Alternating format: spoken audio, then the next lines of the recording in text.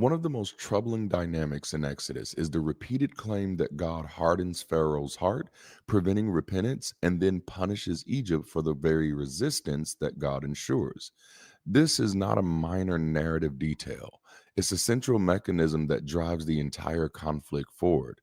Pharaoh is depicted as both responsible and manipulated, guilty and constrained.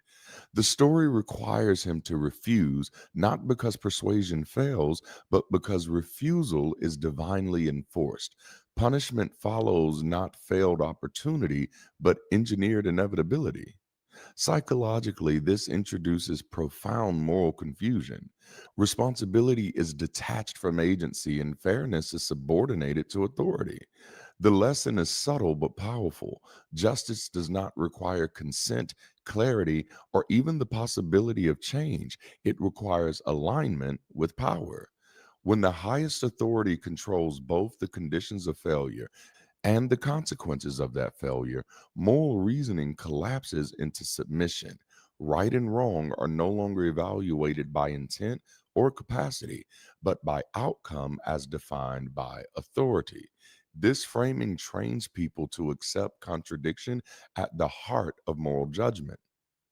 A subject can be punished for what they were not allowed to avoid, and the punishment can still be called just.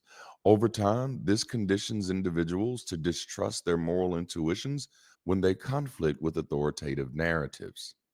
If something feels unfair but is declared righteous by power, the feeling, not the action, is treated as the problem. Sociologically, the hardening of Pharaoh's hearts normalize a dangerous political pattern. Create the crisis, then claim the solution. Authority manufactures resistance, escalates conflict, and then presents its own violence as necessary and redemptive. This logic appears repeatedly in authoritarian systems, where opposition is provoked, dissent is criminalized, and repression is framed as restoration of order. Exodus does not merely describe the pattern, it sanctifies it.